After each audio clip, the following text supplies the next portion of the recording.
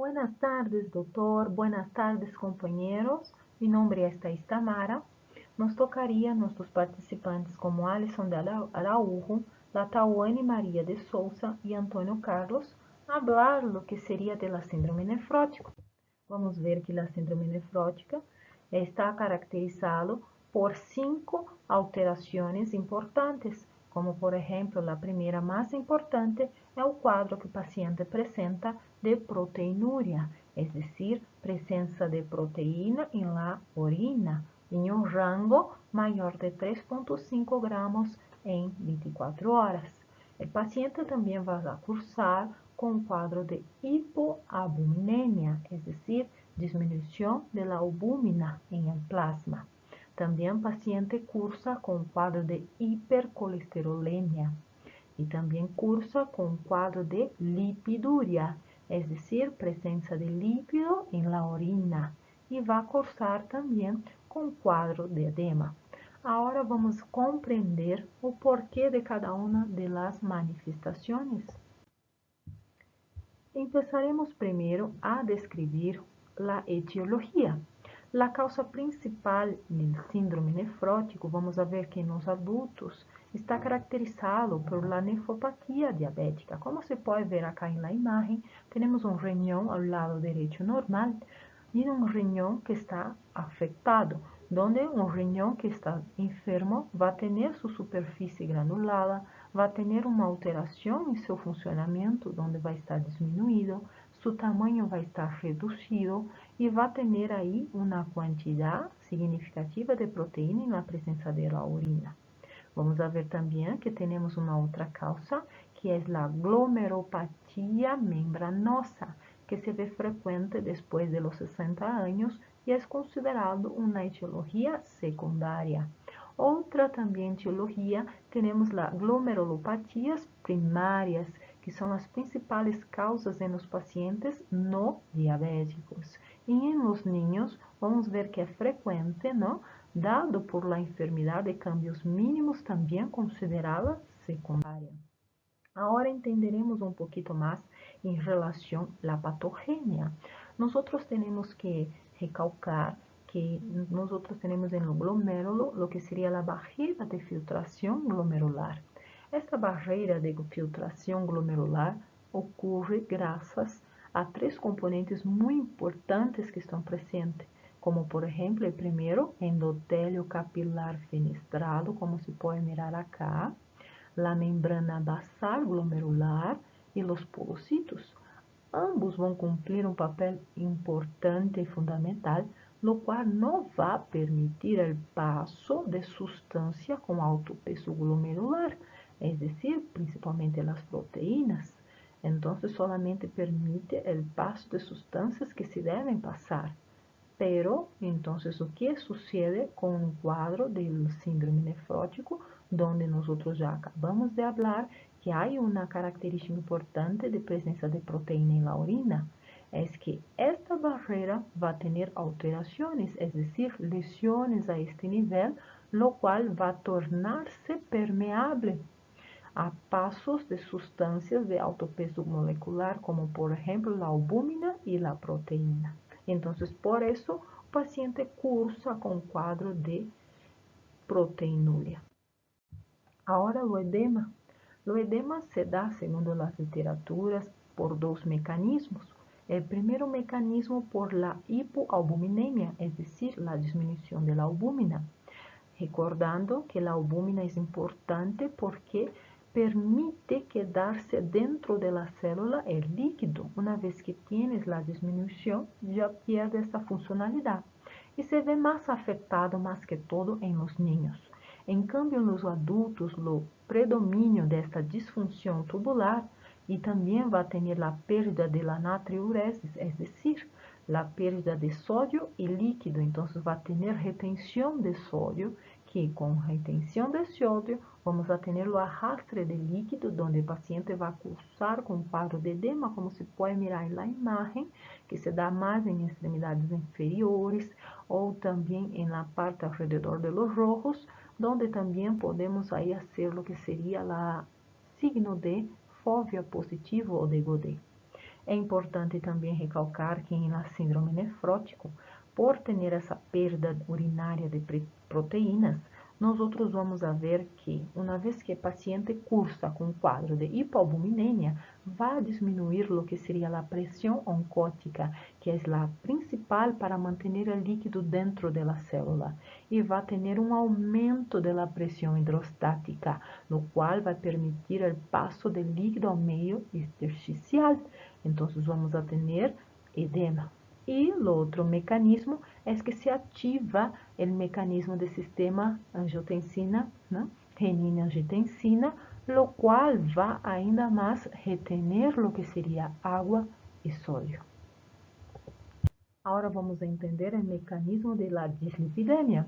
La dislipidemia é a presença de colesterol, ¿no?, em el plasma. Isso se dá por uma depuração excessiva do HDL, nos acordando que o HDL é colesterol bueno, lo que é responsável de hacer o arrastre do LDL, que é o colesterol malo, que se está aí atrapado em las paredes, ¿no?, de los vasos. Uma vez que tenho a diminuição do HDL e incremento da síntese do LDL, nós outros vamos a ter como consequência o incremento do que seria de los triglicéridos. Aumentando então os triglicéridos na torrente sanguínea, nós outros vamos a ter maior risco de enfermidade renal crônica e também risco cardiovascular. Então, por isso que também utilizamos como marcador, biomarcador, de la HDL e HDL. Agora vamos entender outra alteração que se dá, que é o estado de hipercoagulabilidade. Bueno, nós vamos a ver que vai ativar de uma forma exacerbada a cascata de coagulação, e se nós recordarmos, vamos a ter, para que se dê a coagulação, sempre o equilíbrio de dois componentes. Os componentes anticoagulantes, é decir, os que vão evitar o processo exacerbado de coagulação, mas o equilíbrio de los procoagulantes, que são os que são responsáveis por la coagulação. Porém, em caso de la síndrome nefrótico, nós vamos a ter mais predisponente los procoagulantes, é decir, vamos a ter maior tendência à agregação plaquetária, não? Que vai estar agravada por la hemoconcentração secundária, a depressão de volume, e o que é mais importante, que uma vez que o paciente cursa com esta alteração de coagulação, nós vamos a ter uma estase venosa, vamos a ter dano em los vasos, vamos a ter formação de trombos, onde esses trombos podem desprender-se e ocluir vasos importantes, por exemplo, a circulação pulmonar. E um exemplo de que uma vez que se afeta a circulação pulmonar, vamos a ter alterações a este nível, como taquipneia, disneia, dolor cardinal, não? Aumento do espaço muerto, infarto pulmonar, hipertensão pulmonar, até mesmo um choque. Então, estas são as complicações que podem suceder em um estado de hipercoagulabilidade. Outra alteração também muito importante é que o paciente com síndrome nefrótico é um paciente que está suscetível a infecções. Agora, por quê? Porque este paciente vai ter uma perda significativa das imunoglobulinas, que nós sabemos que são importantes para a defesa do nosso sistema imunitário, principalmente a IgG. Vamos a ter também alterações nas proteínas de complemento de fatores B e D. E isso vai ocasionar o que seria uma limitação em la opsonização. Se nós recordarmos, a opsonização seria o marcador, não, como um GPS, de marcar todas as substâncias consideradas em nosso organismo como antígeno. Então, ele entende que há um antígeno em nosso corpo, hace a marcação e isso ativa células que são responsáveis por processo de fagocitose, que seriam os macrófagos. Então, o paciente se vê tanto limitado a função de opsonização, como também a capacidade fagocítica. E isso vai ter como complicação, não, as infecções por gérmenes encapsulados, y puede cursar el paciente entonces con cuadro de peritonitis por neumococos. También vamos a tener depresión de proteínas que son transportadoras de oligoelementos, por ejemplo, el fierro y los zinco, que también va a condicionar una disfunción linfocitaria. Entonces, vea cómo es complejo esta síndrome, ¿no? Por eso el nombre de síndrome, conjunto de signos y síntomas que el paciente va a cursar y va a tener esas complicaciones. Ahora el diagnóstico, lo cual nosotros vamos a hablar de gold standard o prueba de oro, es la recolección de la orina en 24 horas, donde nosotros vamos a ir buscar, ¿no? A determinar lo que sería la proteinuria, que es la clave de esta síndrome. Pero nosotros no solo vamos a identificar proteinuria, también podemos identificar en esta orina de 24 horas la creatinuria, o sea, la presencia de creatina en la orina, que no es normal, los cuerpos ovales, como por ejemplo gotas de grasa, porque como yo he hablado anteriormente, el paciente cursa con cuadro de lipiduria. Entonces podemos observar estas sustancias presentes en la orina de 24 horas. Outro estudio que se realiza é a biopsia renal em caso de síndrome nefrótico, quando nós outros temos uma causa não precisada e de recente início. Então, essa biopsia vai ser dirigida, não, guiada por um exame de imagem que é a ecografia, onde nós outros vamos lograr fazer a punção renal, não, e enviar ao laboratório. Por último, temos o tratamento. O tratamento, segundo a literatura, se divide em sintomático e específico. Como seu próprio nome diz, sintomático, então vamos a tratar os sintomas que nós outros falamos anteriormente, os 5, não, característicos, como por exemplo, o paciente que cursa com quadro de edema. Se é um edema leve, nós outros vamos emplear diuréticos leves. E esta categoria temos os tiazídicos, como a hidroclorotiazida. Pero se o paciente cursa com edema moderado a grave, onde vai apresentar mais signos como, por exemplo, ascites, anasarca, nós outros temos que emplear diuréticos de asa potentes, como, por exemplo, a furosemida ou a bumetanida, de cada 12 a 8 horas. Pero uma coisa bem importante acá recalcar, de que se nós outros utilizamos a hidroclorotiazida, também é conhecida como seu mecanismo de ação, ser ahorrador de potássio, é decir, elimina quantidades excessivas de líquido, pero uma quantidade menor do que seria de potássio.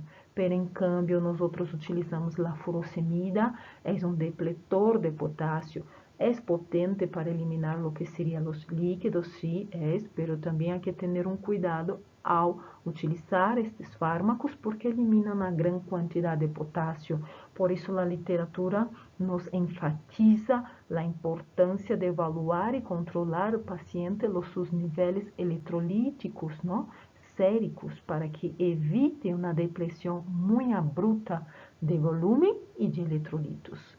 Também podemos fazer uma inibição completa da reabsorção tubular distal, não? Através de sódio, no qual nós outros vamos a combinar os tiacídicos com os DAs. Outra alterações que nós outros teníamos mencionado, não é a predisposição à formação de coágulos ou até mesmo trombos. Então, para evitar esta alteração, nós outros podemos emplear, quando o paciente não tem contraindicação, os anticoagulantes orais, como por exemplo a varfarina, ou também os antiagregantes plaquetários, como o AS, não? A aspirina.